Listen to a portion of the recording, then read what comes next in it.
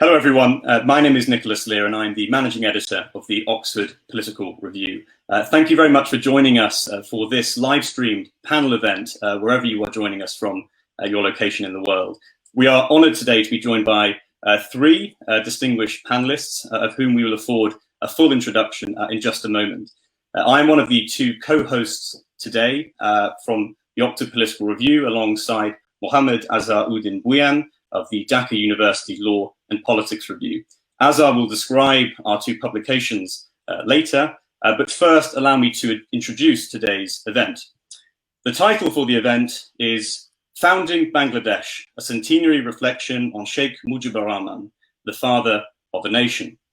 2020 marks the 100th year anniversary of the birth of Bangabandhu Sheikh Mujibur Rahman, and on the 15th of August this year, it was 45 years since his assassination in 1975. We would like, therefore, to dedicate the event to the life and to the memory of Bangabandhu, who led the movement for founding an independent Bangladesh. In today's panel, we will be discussing Sheikh Mujib's life, his role in the foundation of an independent Bangladesh, the reforms he brought, the institutions that he helped to build, and the democracy that he established, as well as his legacy in modern Bangladesh, particularly through his daughter, the current Prime Minister Sheikh Hasina.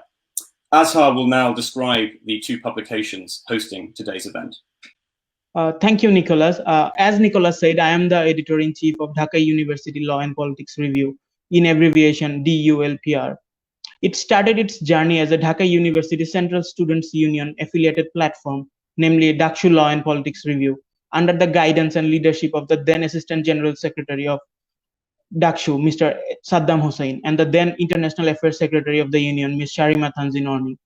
After the dissolution of Dhaka Committee in June 2020, Dhaka LPR came back as Dhaka University Law and Politics Review, comprising the students of different departments of University of Dhaka. We accept submissions from students, practitioners, and academics, and we have already published the first issue of our journal in June 2020. Nicholas represents Oxford Political Review. OPR was launched in 2019 as an Oxford-based publication focusing on issues of national and international significance. OPR accepts submissions from students and academics from all over the world and publishes a quarterly journal. It released its inaugural issue in February this year and its second issue with the theme of globalization and discontents last month. OPR also conducts interviews and podcasts with leading public figures and academics. Those interviewed so far include Noam Chomsky, Shashi Tharoor, Joseph Stiglitz, and 4 former or current heads of state. Thank you, Azhar. Without further ado, allow us to introduce our three distinguished panelists for today's event. We start with our two panelists from Bangladesh itself. Firstly, we are honoured to be joined by Dr. Dipu Moni, the current Honourable Minister of Education in the government of Bangladesh. Dr. Moni was also the Foreign Minister of the government of Bangladesh between 2009 and 2013, the first woman to hold that office. She is also a physician, a human rights lawyer, and the chair of the Board of Trustees for the Asian University for Women. Secondly, we are honoured to be joined by Dr. Salim Mahmud, the Information and Research Secretary of the Bangladeshi Awami League, the largest political party in Bangladesh. Dr. Mahmoud is also a Professor of Law at Dhaka University, a much acclaimed international energy law expert, and he has served as a Commissioner of the Bangladesh Energy Regulatory Commission. Finally, we are also supposed to be joined by an American academic who is currently having some technical problems to join us right now, but he will be hopefully joining us shortly. Professor James Manor, an American academic, is an Emeritus Professor at the Institute of Commonwealth Studies, part of the School of Advanced Study at the University of London. Professor Manor is a specialist in the history and contemporary politics of South Asian countries, particularly their development and state-society relations. He spent a substantial period of work conducting fieldwork in Bangladesh before the publication of his co-authored book, Democracy and Decentralization in South Asia and West Africa. And the format of today's panel event will be as follows. Our three panelists, hopefully permitting that Professor Manor can join us, will each have 5 minutes to offer their introductory thoughts before we turn to three themed question rounds. The themes today will be, firstly, Sheikh Mujibur Rahman's life and political career, secondly, his assassination, and thirdly, his legacy and the impact that he had on modern Bangladeshi politics. Dr. Moni, the Honourable Minister of Education, if I ask you to offer your introductory thoughts on the political stature and significance of Bangabandhu Sheikh Mujibur Rahman.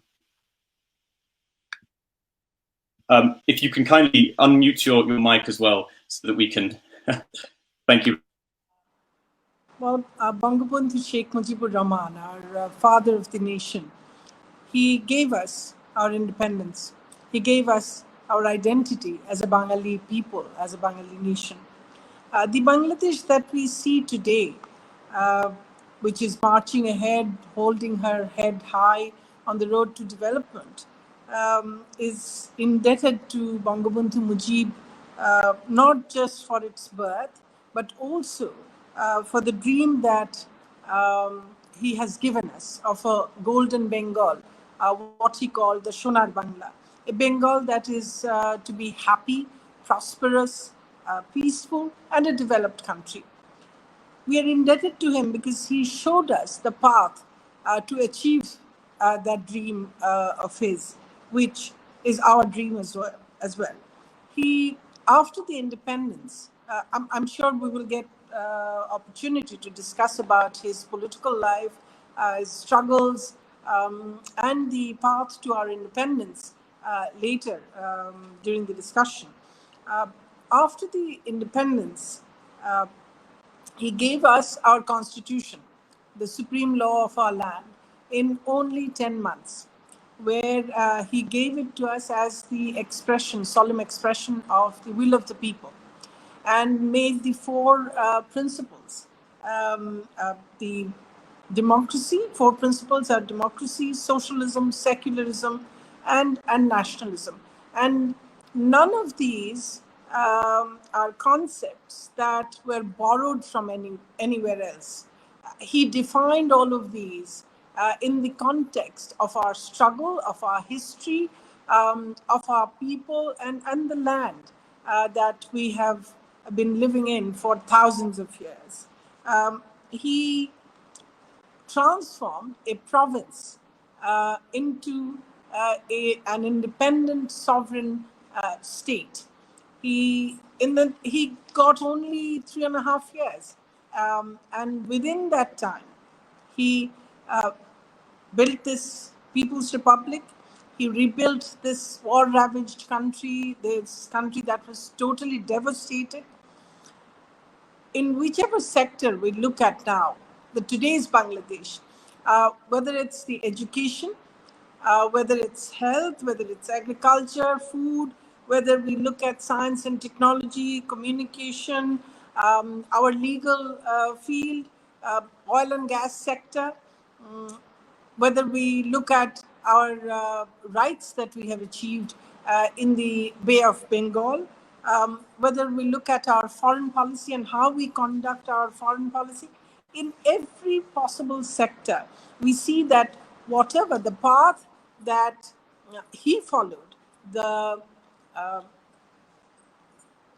dream that he gave to us, the path that he showed to us, we are following now exactly that path. And after his assassination, we were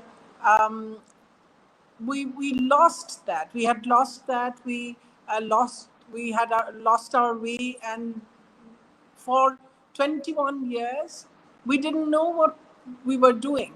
The whole history, there was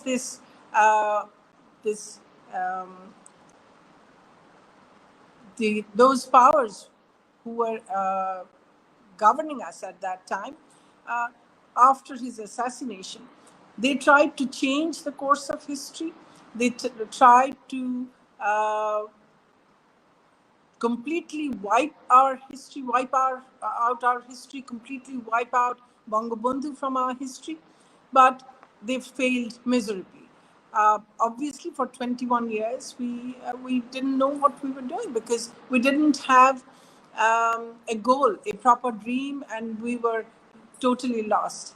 And but now, when we are back on track, we are following exactly what the path that he had showed.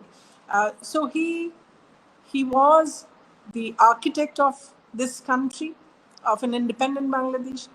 He has given us a very clear roadmap. He has given us the dream. He has, and still now, he is the shining light. And so he's so relevant every day in everything that we do today, and I believe that he will remain so even in future, because we will go on striving to achieve that that goal, that dream. And even when we achieve that dream, and I'm sure we will, he will still be the father of the nation who has delivered our country and who has shown us that path. So if we look at, I'll just say, give one or two examples. Just after the independence, during at that time, even the UN Convention on Law of the Sea, too, that was not formulated. But he gave us the Bangladesh Maritime Zones Act, 1973. And he had already started negotiations with our two neighbors, Myanmar and India, on securing our rights in the Bay of Bengal. After the assassination, nothing progressed. And only when his daughter, Sheikh Hasina, became Prime Minister in 1996, we restarted these negotiations. We ratified that convention. And when she became Prime Minister again for the second time in 2009, we negotiated, and then we also went to the International Court. We went to the Permanent Court of Arbitration, and we also went to the Court on the Law of the Sea, and we secured our rights in the Bay of Bengal. If we look at the oil and gas sector, I'm sure the expert is here, Dr. Salim Mahmud. How far-sighted was Sheikh Mujib, our father of the nation? He bought our oil and gas fields when we didn't have much reserve at all. He did that. We followed a non-aligned foreign policy, and we our motto was, and that has been the motto of our party for last 71 years, that friendship to all and malice towards none. And so, and if we look at our science and technology sector, we now have the Bangabandhu satellite. But the foundation for all of these achievements was, they were all laid down by him during his period between 1972 and 75. He had established the Bhuiyan land satellite station. So that was all the groundwork for all our achievements, present achievements, were laid down by him. So we are indebted to him, not just for our independence, not just for giving us that dream, not just for our constitution, our supreme law of the land, but also showing us the path through which we can achieve that dream of Sonar Bangla, the golden Bengal.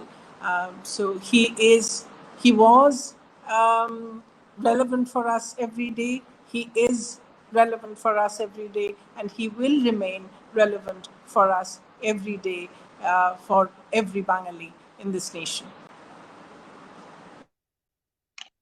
Thank you so much, Honorable Minister Dr. Dipu Moni.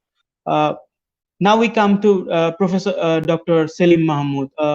Professor Dr. Mahmud, may I ask you to offer your introductory thoughts on the role of Bangabandhu Sheikh Mujibur Rahman in the establishment of a secular socialist democracy in Bangladesh? Dr. Mahmud.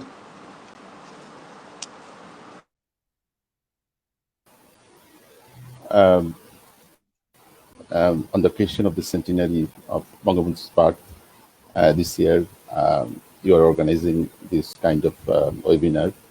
I'm really happy that you have invited me. I'm also grateful to the organizers.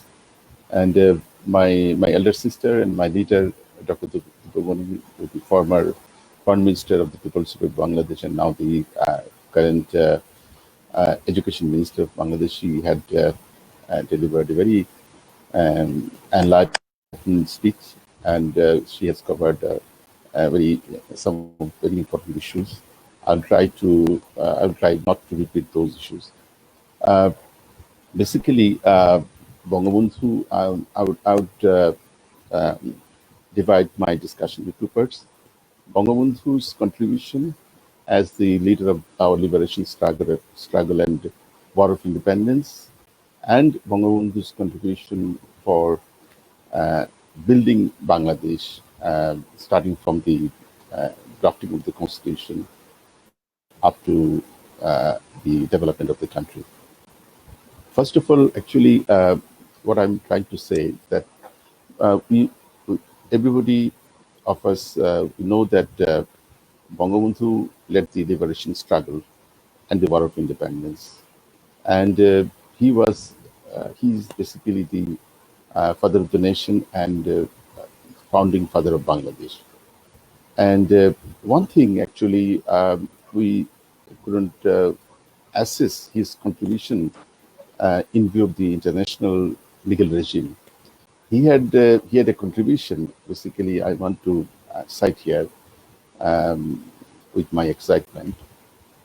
Bangabandhu led the liberation struggle during 50s, 60s against the contemporary world order, in the sense that in 1941 there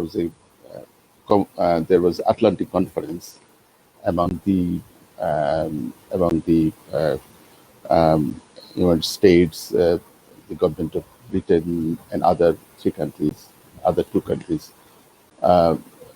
USSR and France. That was the conference held in Atlantic in a ship.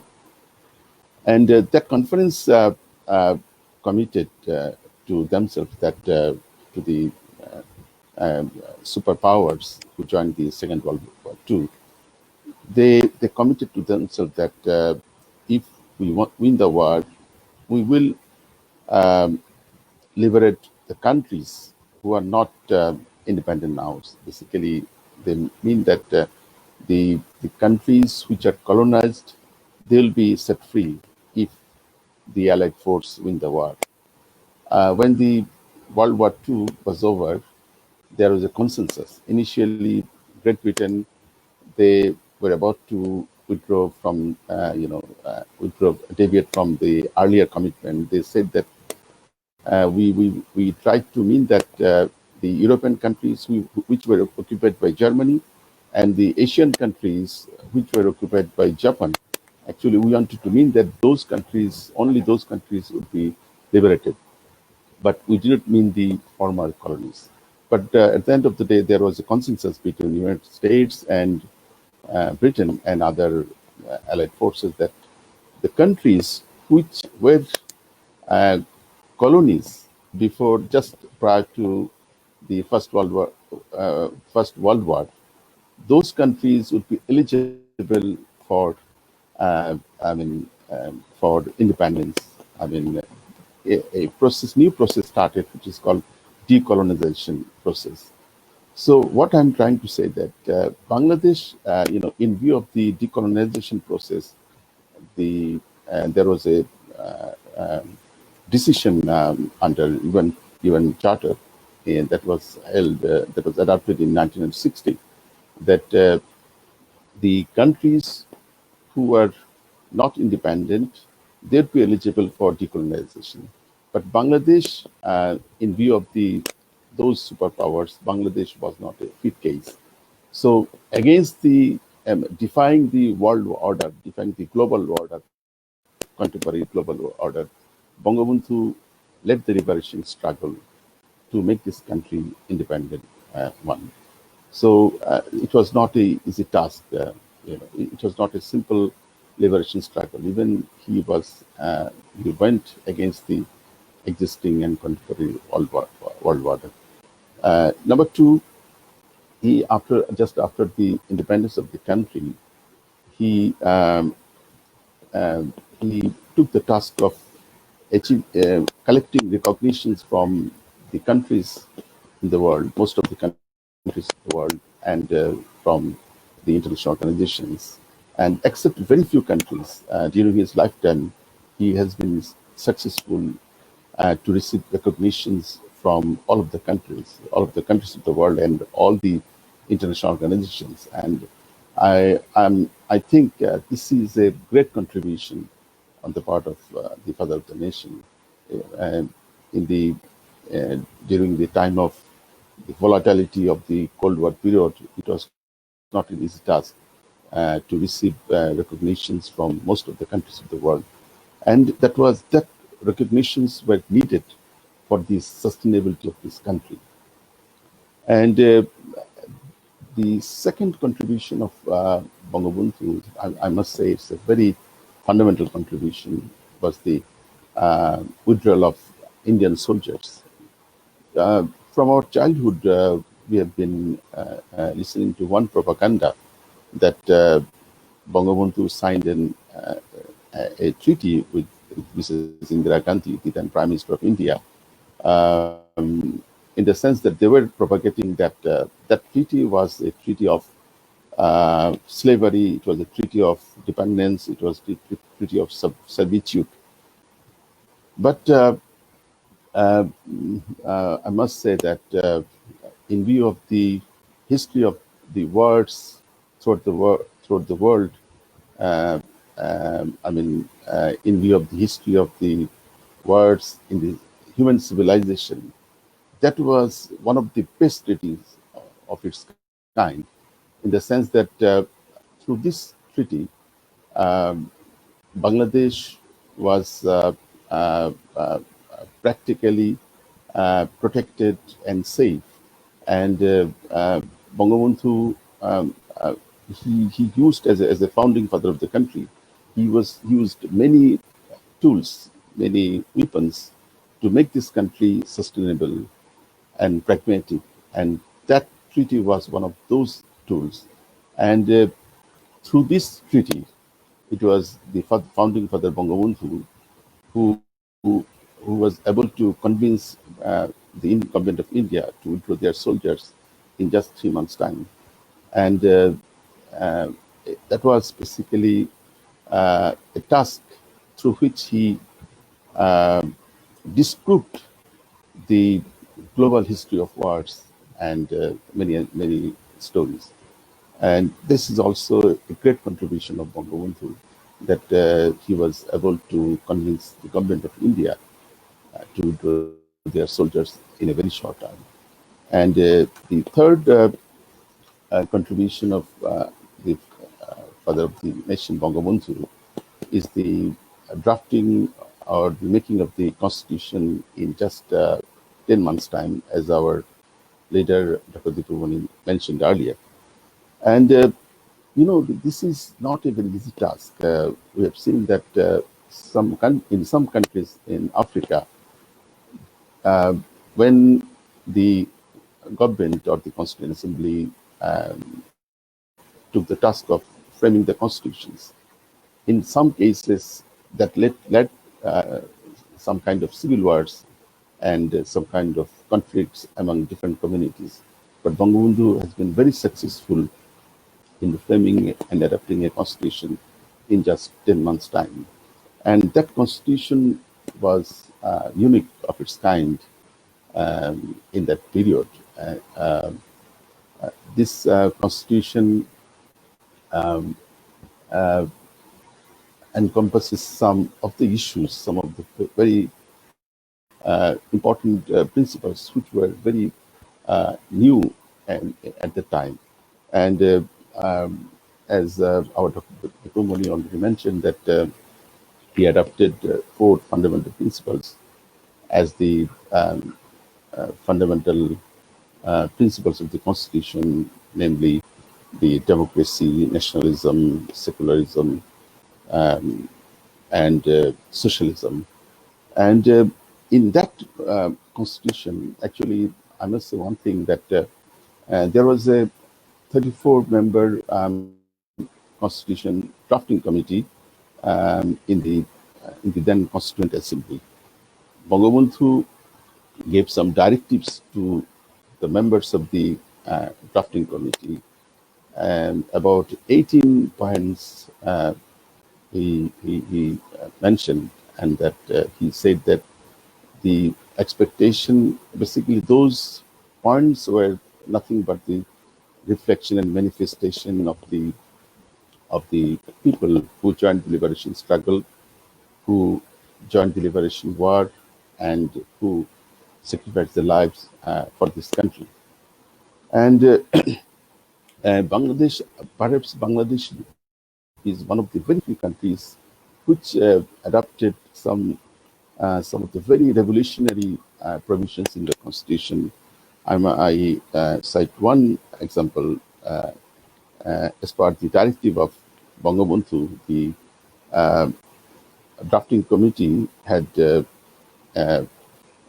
inserted one principle in Article 14, which says that it shall be a fundamental responsibility of the state to emancipate the toiling masses, the peasants and workers and backward sections of the people from all forms of exploitation.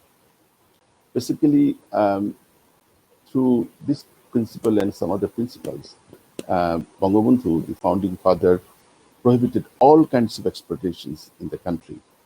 And this principle actually is very uncommon in most of the constitutions of the world.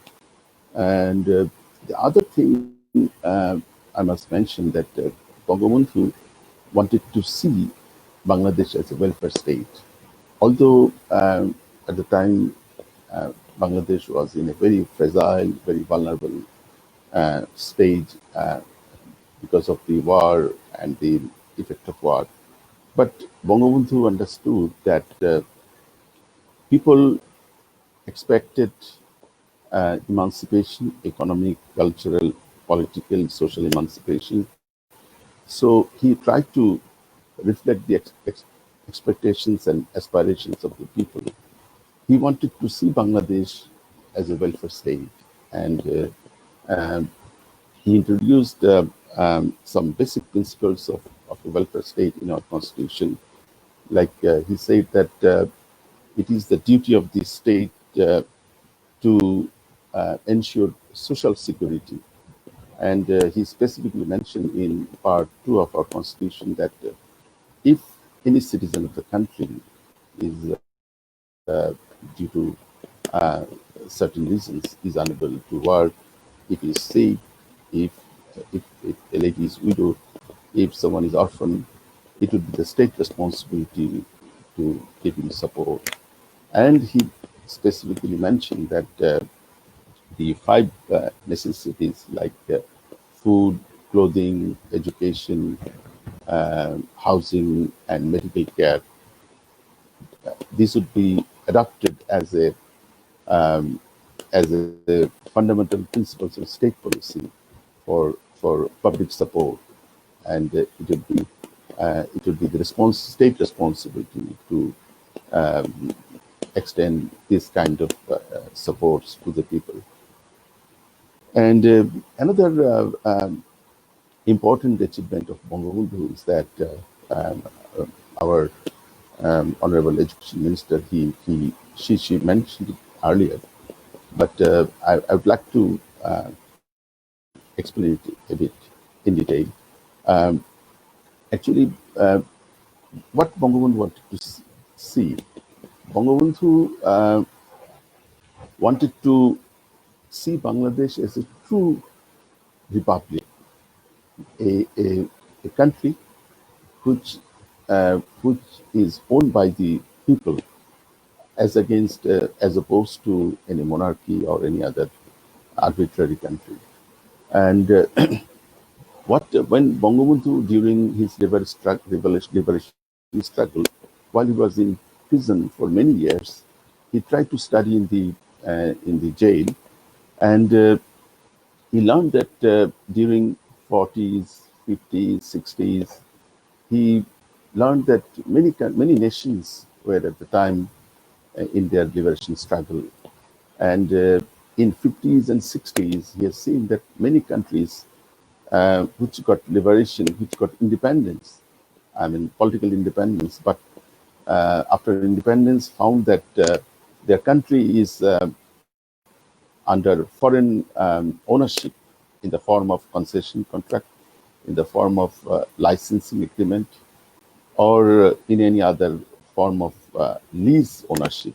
I mean, after independence, the country see that their country is given lease to a foreign company or a multinational company for next 75 years, 60 years, or 100, in some cases 100 years. So Bangabandhu, well, while he was adapting the constitution, he inserted a provision in Article 143 of our constitution, specifically mentioning that the state. Dr. Mahmoud, we would love to be hear from you about it in detail in the next round of the of our event. We are running short of our times, so if you kindly permit us, we will now turn to the themed question rounds put to the panel. The first theme is Bangabandhu Sheikh Mujibur Rahman's life and political career. We will ask each panelist a question related to this theme, and we ask that they limit their responses to 3 minutes due to the time shortage. So our first question is to Dr. Dipu Moni, the Honourable Minister of Education of the Government of Bangladesh. Dr. Moni, if we can start again with you, if you would kindly elaborate to the world that what made Sheikh Mujibur Rahman the friend of Bengal, or in Bangla, Bangabandhu? We would love to hear from you, Dr. Moni. Thank you. Bangabandhu Sheikh Mujib and Bangladesh are synonymous. Bangladesh came into being as an independent country through a 9-month-long war of independence, where unarmed, peace-loving, music-loving Bengali, poetry-loving Bengali, we fought a murderous, ruthless army and became victorious. And in the process, we had to sacrifice 3 million lives. Hundreds of thousands of Bengali women were raped, and our country was reduced to ashes. How did this happen? Who made us aware about the discrimination, the oppression, the exploitation of our people that we suffered at the hands of the Pakistani rulers for 23 years? Who internalized the dreams and aspirations for our freedom and for independence? Who generated the courage in our hearts to stand up to the exploiters against the Pakistani oppression? Who encouraged us to stand up? Who mobilized our people? Who united our people? Who became the undisputed leader of the Bengali people through the struggles and the sacrifices and the landslide victory in the 1970 elections? Who suffered imprisonment time and again, and who spent more than 30% of his adult life in the prison for fighting for the rights of the Bangladesh, who gave the clarion call at the right time, in the right manner, to transform all of us, the Bengalis, into freedom fighters. One man, that was Sheikh Mujib, Bangabandhu.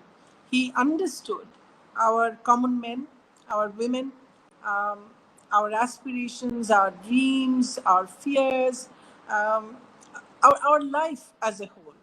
He loved our music. He loved our poetry, our literature. He was an avid reader. He knew about all the great people from this land. He knew our culture so well. He had a phenomenal memory, and I just don't want to say that this memory is just God-given a gift. He had this memory, and he remembered so much about people, whomever he met in his political life, throughout his political life, because he took a huge interest, deep interest in our people, in every man and woman that he met throughout his career. When we talk about these four principles, fundamental principles: democracy, socialism, nationalism, and secularism. He had definitions for each one of them, and there were no isms that were imported from anywhere.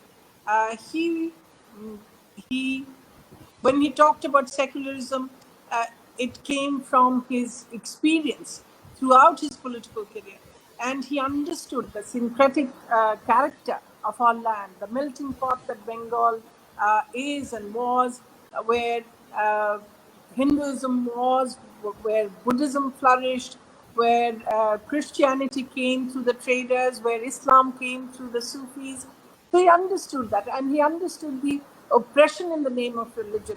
So everything that he said, these were all said through because he had this vast experience with people, and because he loved his people. And when we talk about his love for his people, for the Bengalis, I would like to quote himself. I would like to quote him, our great leader, Bangabandhu, in an excerpt from the personal notebook of Bangabandhu Sheikh Mujibur Rahman. It was written in 1973, 30th of May, where he says, and I quote, "As a man, what concerns mankind concerns me. As a Bengali, I am deeply involved in all that concerns Bengalis. This abiding involvement is born of and nourished by love, enduring love, which gives meaning to my politics and to my very being." So this is who Sheikh Mujib was, and that is why he became Bangabandhu, the friend of Bengal, because he was the finest embodiment of whatever the finest in the Bengalis in every aspect. So that is why he was Bangabandhu, he is Bangabandhu, and he will remain Bangabandhu as long as this land is there and the people are there. Thank you, Dr. Moni. I'm delighted to say that we have Professor Manor joining us on the telephone. Unfortunately, he was unable to connect to the video call. Such is the nature of the challenging technology during our pandemic around the world. We asked, therefore, Professor Manor to answer this question. Professor Manor, once in a public lecture class, you said Bangabandhu's role as the father of his nation is actually greater than other fathers of their nations. So through the lens of an historian, how is Bangabandhu different, or how was Bangabandhu different from other fathers of their nations? Well, if we look around the Commonwealth at the many nations in Asia and Africa that became independent some time ago, I think we have to say that no leader in the Commonwealth had a tougher time getting to independence, and no leader had a tough time after independence than did Sheikh Mujib. In the struggle for independence, he had to make greater sacrifices than almost all of the other leaders in the new nations. He spent years in jail. He was arrested over 20 times.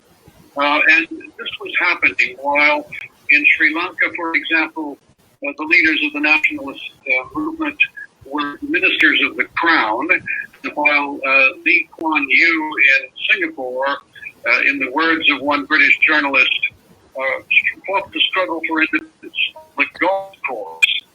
Bangabandhu made many sacrifices, and I think then after independence was achieved, he faced a much tougher time than did the other leaders.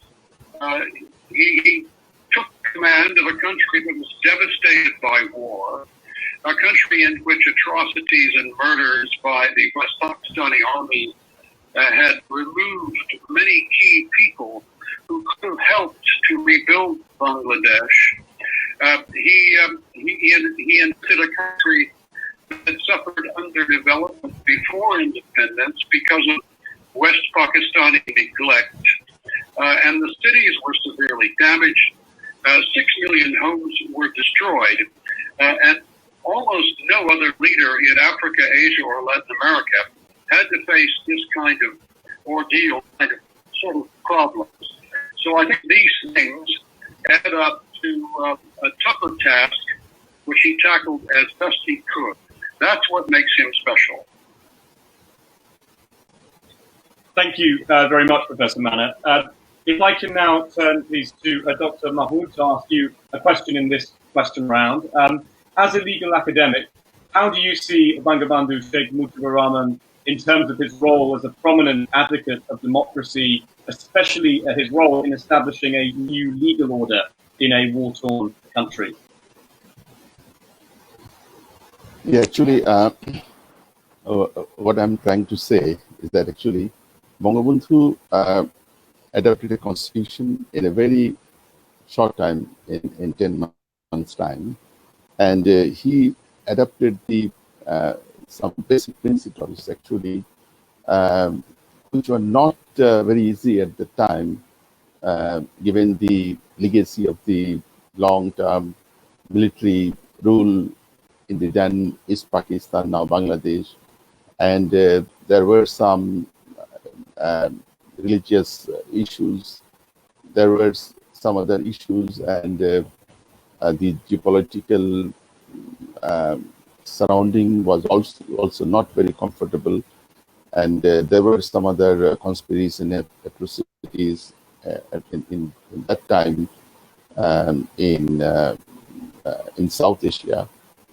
Actually, the legal order, I mean the fundamental law of the country, the constitution, that was a very big achievement of Bangabandhu, and he, as the basic features of the constitution, he adopted some very outstanding legal principles, like the principles of rule of law, independence of judiciary, the freedom of the press, supremacy of the constitution, the fundamental human rights as the fundamental rights in the constitution, the separation of powers among the three organs of the state. Those were the basic features of the constitution, which was basically adopted by Bangabandhu. Although this constitution was adopted by the Constituent Assembly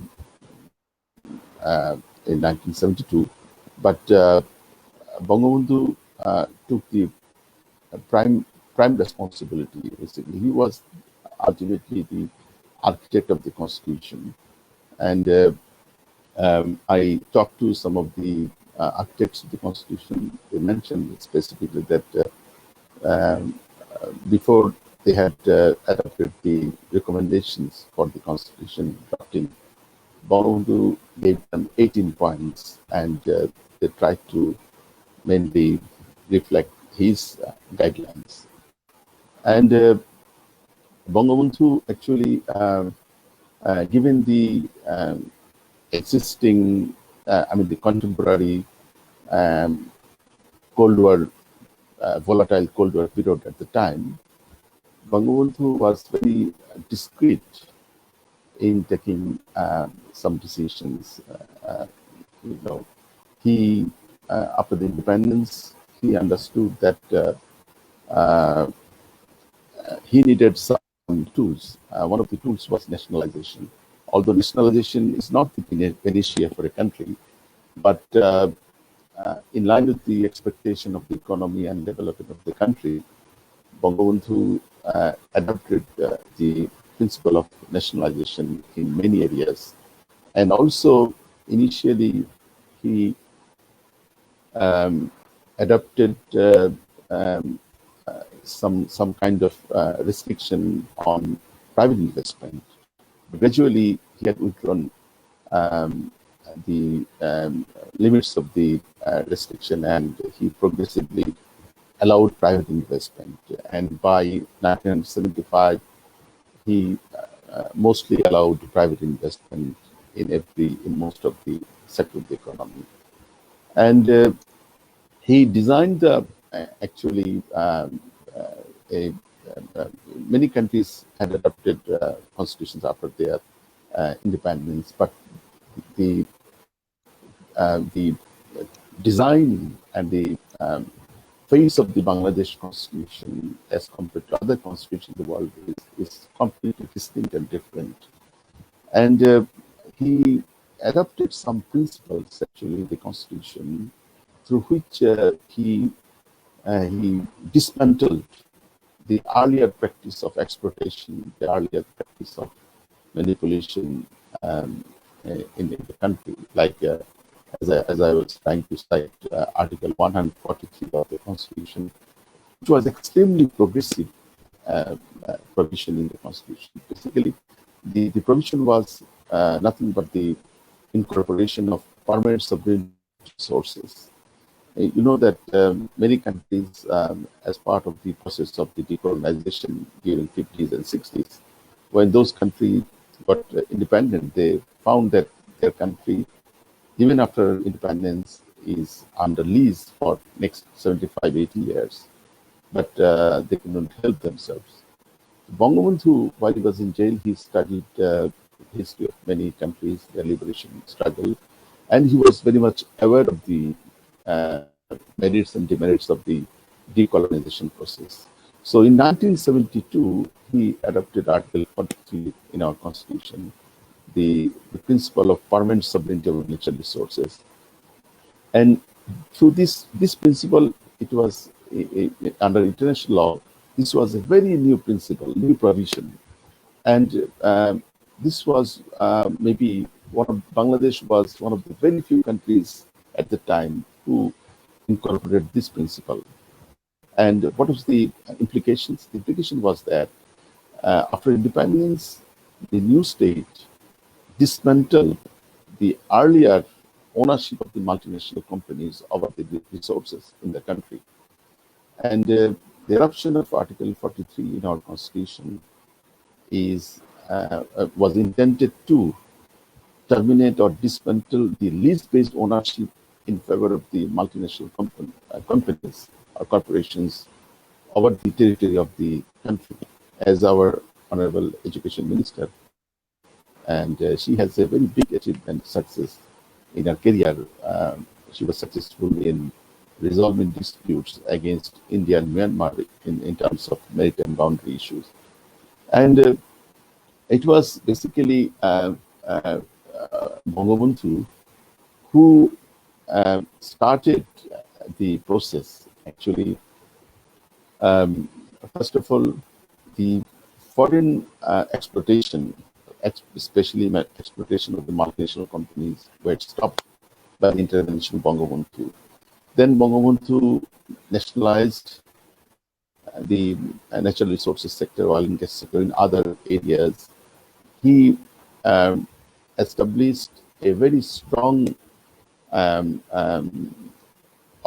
oil and gas sector, and the import, reservation, transportation, and distribution of the oil was basically owned by an American company called ESSO. In 1975, he nationalized the ESSO assets in our country, now the downstream energy sector in that country. He started the rural electrification process in order to address the disparity between the rural population and the urban population. He adopted a provision in Part 2 of the Constitution that there has to be rural electrification in rural areas. There has to be industrialization, better education facilities in the rural areas, better healthcare facilities, so as to remove the disparity between the population of in the rural areas and urban areas. That is a big achievement for Bangladesh. And as our education minister mentioned correctly, that just 6 days before his assassination, he bought 5 largest gas reserves, gas fields in our country. It was just a nominal price, and as compared to the price we estimated in 2011, that price was basically when we bought it, it was like I have the it was only 70.86 billion taka in Bangladeshi currency. The value of the gas in place, and in 2011, when we estimated the price, it was 120,500,000 million taka, and this is the basically in financial terms, in economic terms, the price is we have to multiply maybe million times. But in the last 5 decades, Bangladesh progressed a lot. Now Bangladesh is a role model among in the developing world, and the energy, the primary energy, natural gas, a huge contribution for this development. This is a basic principle in energy economics, that if you want to achieve 1% GDP growth in a country like Bangladesh, you have to ensure about 2% increase of energy consumption. So basically, today what we see, today's development was basically the outcome of the contribution and leadership of Bangabandhu, the founding father of Bangladesh. And Dr. Mahmoud, to interrupt you, I think we're pressed for time, so we best move to the second round if that's possible. We can of course discuss further examples of Bangabandhu's contribution later on. We wish to discuss the assassination event, of course, and if it's okay, I would like to ask Professor Manor at this point to tell us about the international politics that surrounded that assassination of Bangabandhu and his family. Yes, the assassination was an atrocity, a grotesque atrocity, in which the entire family, except 2 daughters who were overseas, were murdered by elements of the Bangladesh armed forces. Now we know that those elements of the armed forces committed the murder, but the question that crops up is whether there was a foreign connection or an American connection to the atrocity. And recent research has shown that at a minimum, the United States government had prior knowledge of the plot to murder Sheikh Mujib and his family, or at least Sheikh Mujib. And the Americans also had previous ties to some of the conspirators who committed the murder. But the question then is, were the Americans actually involved in it? And I think the answer is much less clear. By middle of 1975, Henry Kissinger, who had been hostile to Bangladesh at the time of the Independence War, was still the American Secretary of State. But the president at that time was Gerald Ford, who was a more civilized president than Richard Nixon, who had been in power at the time of the Liberation War. And by 1975, the American government should have recognized, and may have recognized, that by taking a pro-Pakistan stance in 1971, they had made a big mistake. So maybe they would not have been involved in this. It's hard to say.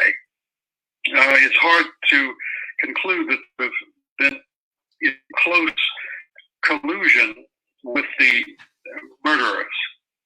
On the other hand, the Americans were unhappy with the Bhaksal structure which Sheikh Mujib had created, and they believed that the idea for Bhaksal came perhaps from the Soviets, and that this implied that the new structure and Sheikh Mujib with it would become more pro-Soviet than before.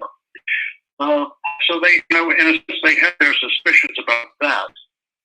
But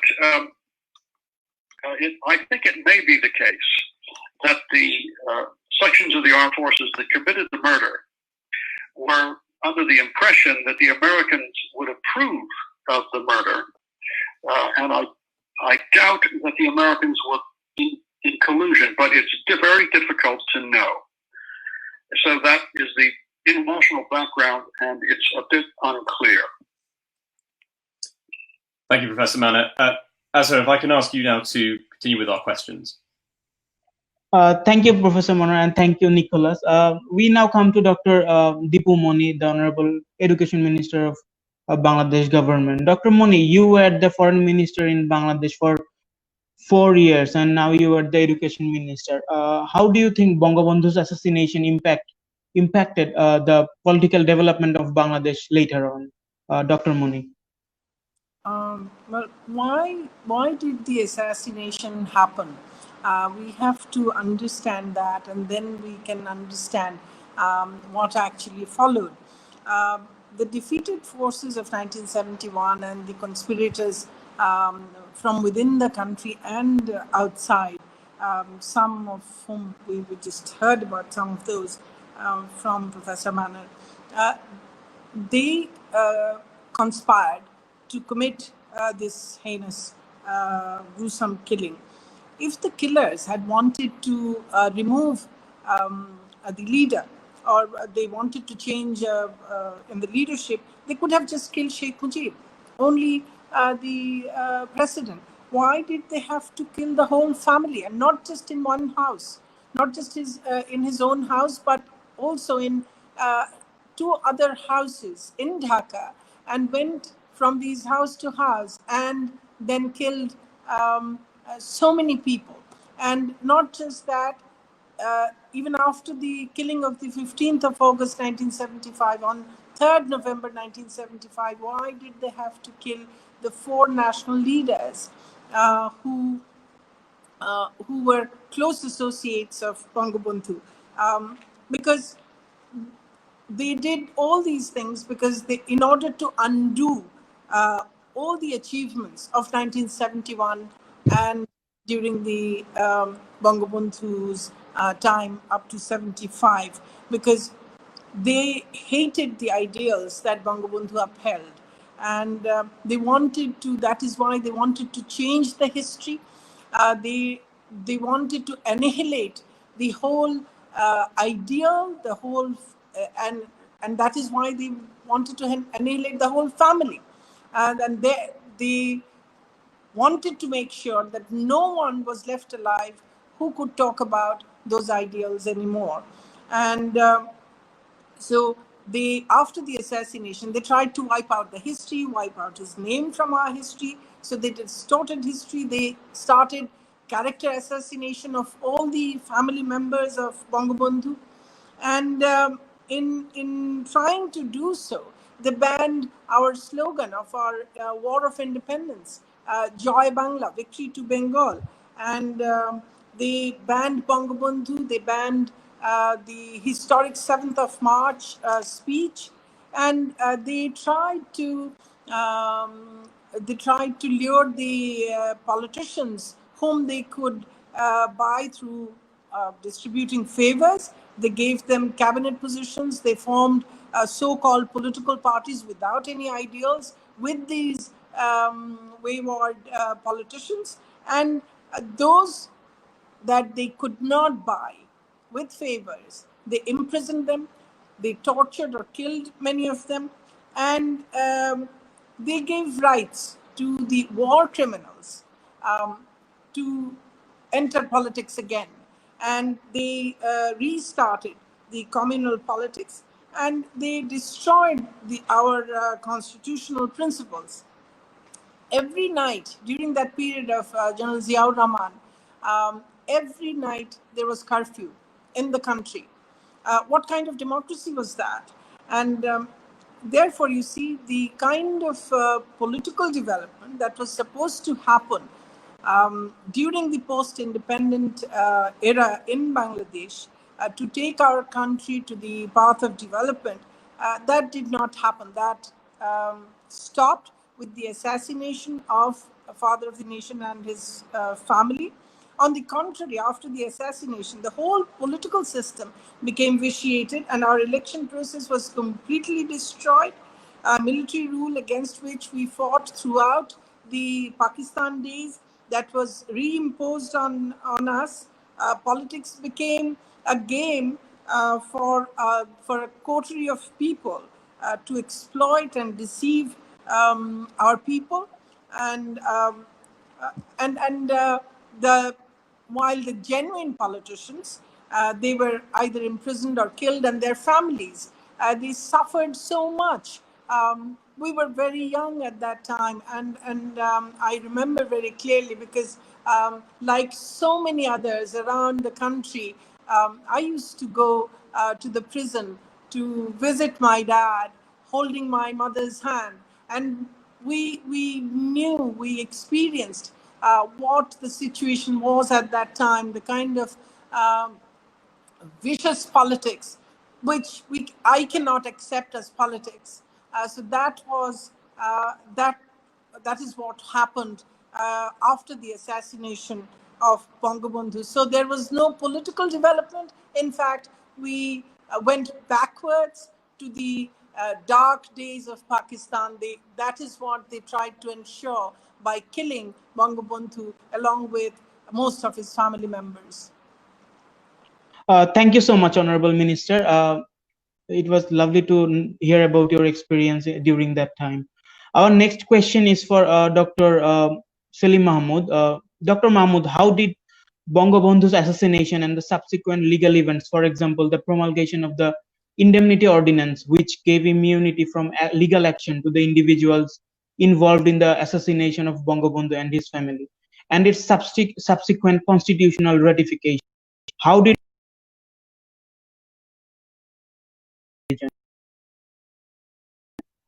Abdul Majid was executed in April this year. What do you think will happen to the other perpetrators who are currently residing in the US and Canada? Is the Sheikh Hasina government making enough diplomatic efforts to bring them to justice?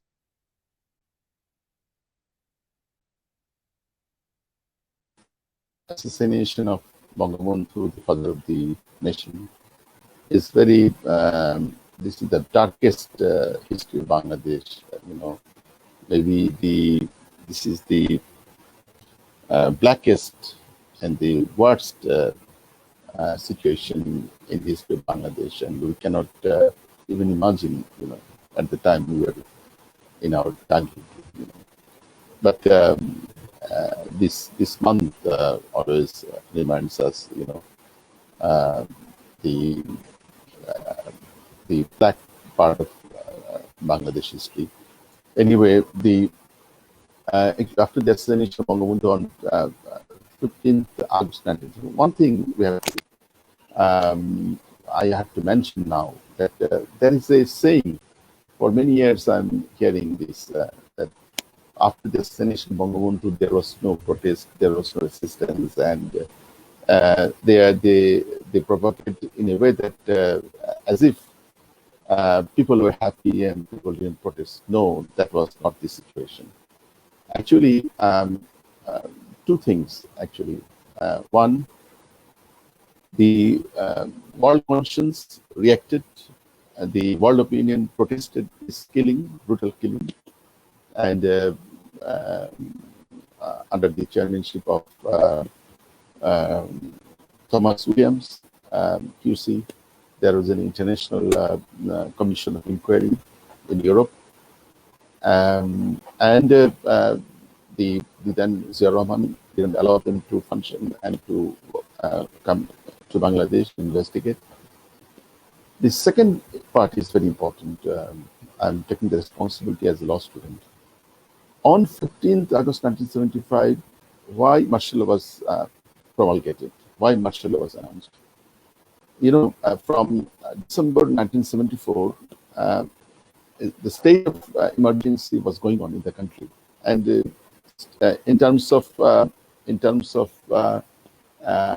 enforcement of fundamental rights and other immunities and privileges, virtually there is no difference between state of emergency and martial law. Martial law itself is illegal.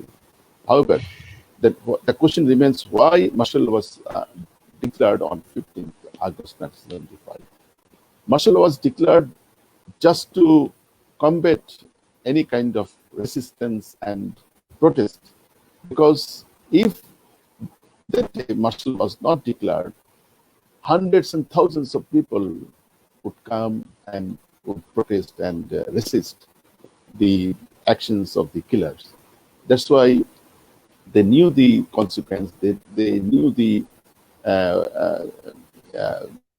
possible reactions and resistance and protest.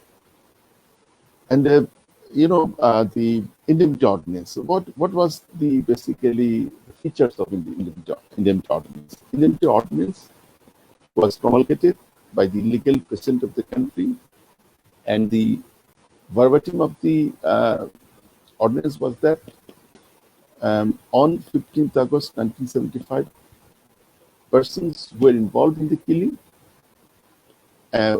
persons who were involved in the execution of the killing, and also persons who were in the preparation or planning of the killing, they are hereby indemnified, and nobody would be allowed to bring any legal action against them in any court of the country, including the Supreme Court.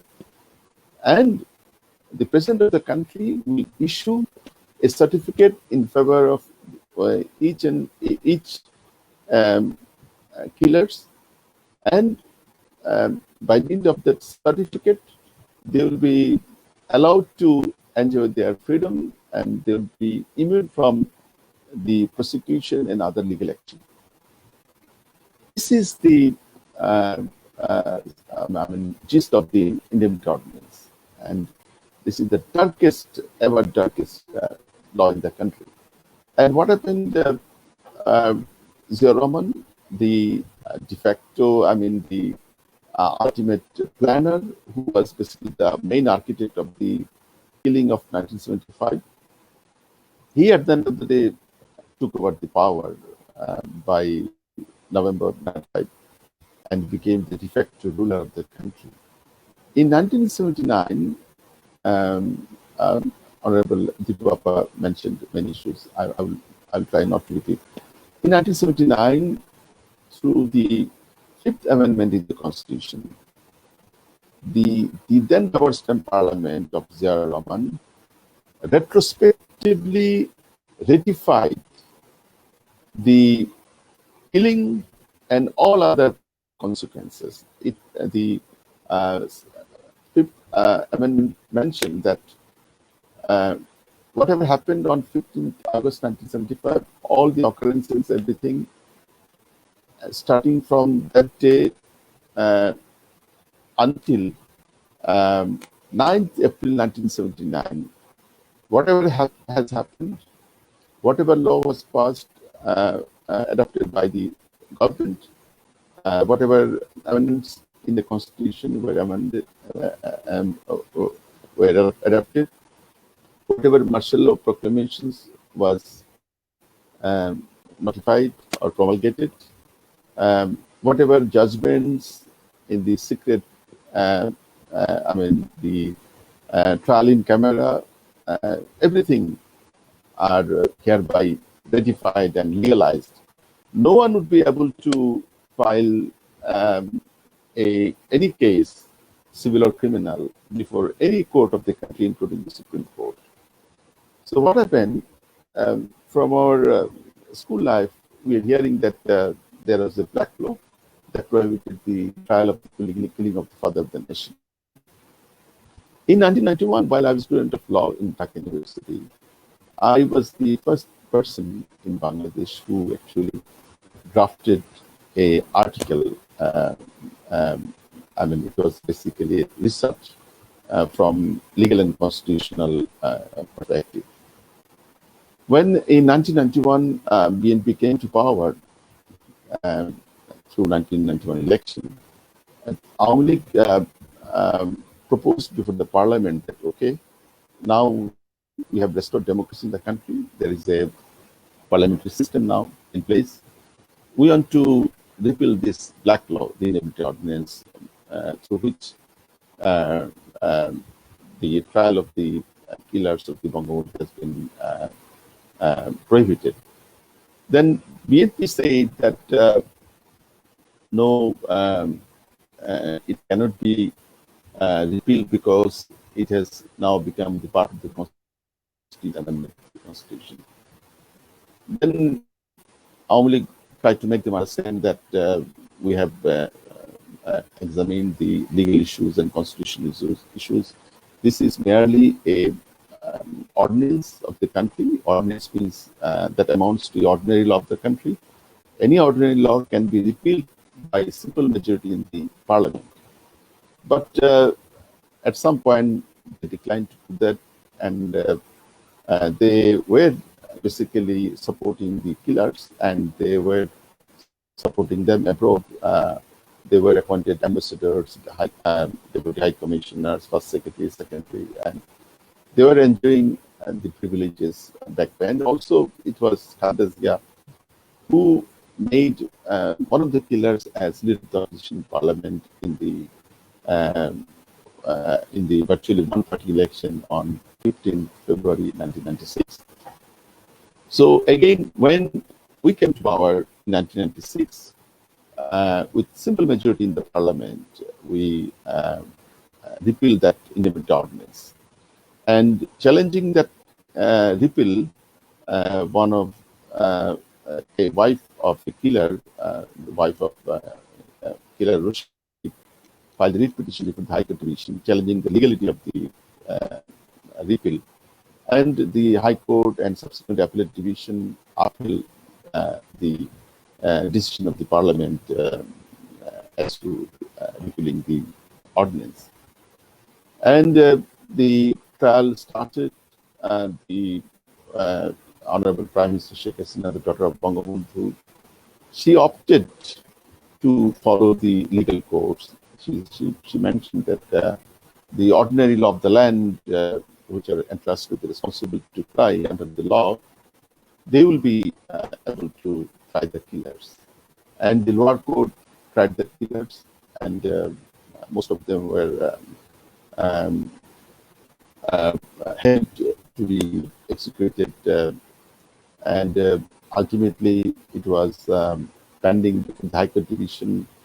And again, in 2001 election, BNP came to power through a very through election, which was an outcome of another conspiracy, national conspiracy.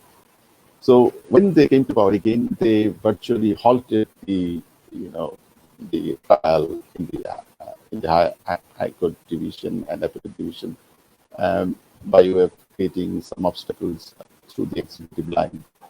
But however, again, when our Prime Minister Sheikh Hasina, she is back in power in January 2009, the ball has started rolling again. The killers have been tried. Most of them were executed. Now some of them are in the in abroad. They are hiding, and a few months ago, one is executed. What I'm trying to say is that actually, this is the journey of the rule of law in Bangladesh. That as our education minister correctly mentioned, that there was no rule of law. It was nothing but state of anarchy.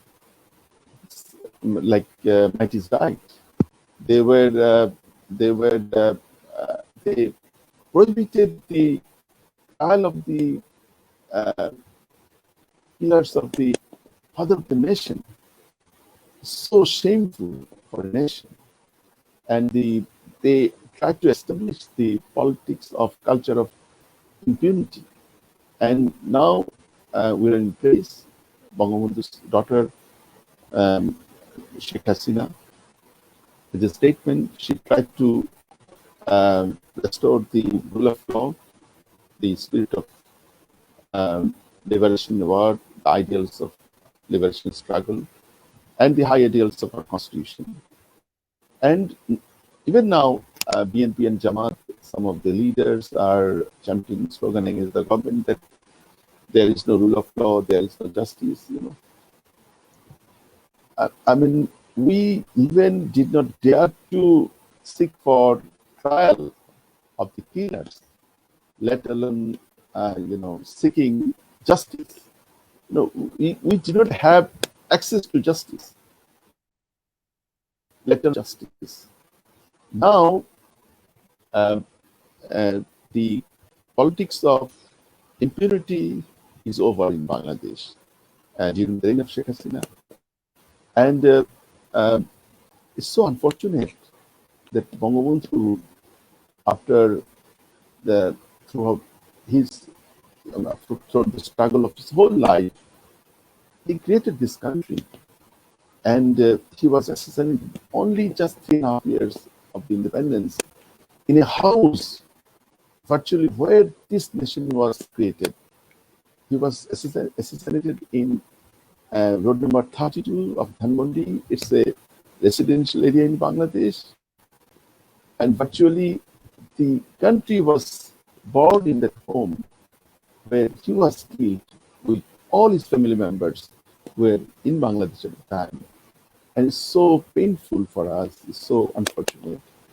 And now the legacy, even the legacy of the unconstitutional military rule had been in place for many years in the country. And the name of Bangabandhu was prohibited. Sheikh Mujib, the name was prohibited. The slogan of the liberation war was prohibited. And why they have killed Sheikh Mujib? They have killed Sheikh Mujib because they wanted to take the revenge of his role during his liberation struggle, his role in 1971 as the founding father of Bangladesh. Then what is the consequence? What is the legal implications of the assassination of Bangabandhu? The legal and constitutional implications of Bangabandhu is that just after the assassination, the basic and fundamental principles and high ideals of our liberation struggle and liberation war have been dismantled in the constitutions. Many of the principles were abrogated from the constitutions. The outcome of the liberation struggle in this country was that we have achieved a nationalism called Bengali nationalism, and the terminology Bengali nationalism was defined in the constitution. After 1975, the concept Bengali nationalism was dismantled and abrogated from the constitution. In the preamble of the constitution, you know that the preamble is the heart of the constitution. The identity of the nation was distorted in the constitution. The wordings liberation struggle has been removed from the constitutions. The high ideals like secularism and other principles have been dismantled. The trial of the persons who were involved in the crime against humanity and genocide and who were involved in the war crime, the trial started, and that trial was stopped. So basically, these are the outcomes and implications of the assassination. Thank you so much, Dr. Mahmoud. We have come to the last stage of our program, and our last question is for the Honourable Education Minister, Dr. Dipu Moni. Dr. Moni, how do you think that? How would you look at the educational policies of Bangabandhu Sheikh Mujibur Rahman? Do you think that they were fit for the then Bangladesh to build a better nation, Dr. Moni? Oh, Last few comments on absolutely. the education policies of Bangabandhu Sheikh Mujibur Rahman. Absolutely. What the policy that was there, that he formulated. We know that he formed the Kudrati Khuda Commission with Khuda, a celebrated scientist of our country, at the helm of that commission. And you see, when we look at his educational policy, we must understand the history behind it. If we look at the documents of the manifesto of Awami League at the time of its birth in 1949, if we look at subsequent manifestos throughout the 60s and the manifesto of 1970 elections, we see that there is so much emphasis on education, on universal primary education, free primary education, on technical and vocational education, on giving autonomy to universities, on science and technology. And we see the same thing. We see that he carries that same policy. And in independent Bangladesh, this was so important. In 1970 election, just before the elections, in his speech to the nation, he did mention that 4% of our GDP has to be allocated for education. Unfortunately, we're still not there, but Bangabandhu was so far-sighted, and he, when he looked at our education policy, he, as I said, he gave this responsibility to such a important person, to a scientist, and other educationists were part of that. And if we look at everything that he did during that period for education, it was not only that it was fit for that time, but also it shaped what we are now doing. So it is showing us path even today. So it was not only fit for that time, but is also fit even now. It is also very relevant even now. And the education policy that was formulated, it was based on the fundamental principles that of the Constitution that we already talked about. All those principles of democracy, of socialism, of secularism, and nationalism, and all the ideals that were upheld in the Constitution in order to create, in order to train our new generation with those principles, and in that spirit, that is why that policy was formulated. That was what Bangabandhu was trying to do. And it is still very relevant. We still say that science and technology is so important. He just didn't want students to study science. He wanted our generations to think scientifically. That scientific orientation, he wanted it to be there through our education. He wanted focus on technical and vocational training and education. He wanted our education to be pragmatic. He wanted foundational and the basic education to be very good. And the focus on science and technology, as I mentioned, and humanity, morality, all these things. Now we keep talking about soft skills, and all these ideas, all these special skills that one needs, just beyond what we read in the through different subjects, what we read in our books to pass our exams. Education is so much more than that. It is not just knowledge, it's knowledge and skills and attitude. And what builds that right attitude?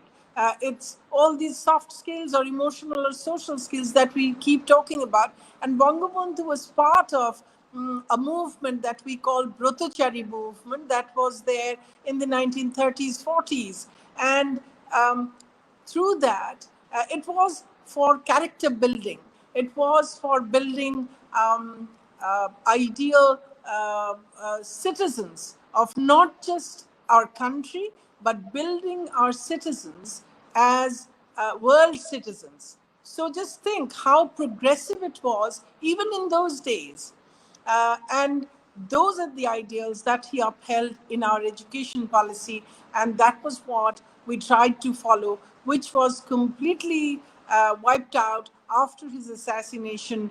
And now after his daughter, Sheikh Hasina, came into office in 1996, since then we are trying to revive all that, and we are now following that path. And I think we are now, when we look at the world, we look at other countries, we see that what Bangabandhu said in 1972 is so true and so good even for now.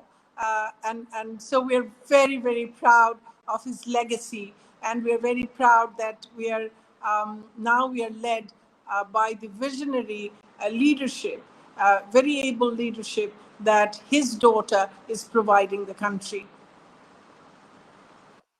Honourable Minister Dr. Moni, thank you very much for your insightful response there. Well, that brings an end to today's panel on Sheikh Mujibur Rahman. We would like to extend, before we conclude, a few words of gratitude, though. Firstly, of course, to our distinguished panelists, Dr. Moni, Dr. Mahmoud, and Professor Manor, for sharing their insights and expertise about the life of Sheikh Mujib. It has been an honour to have all of you join us today.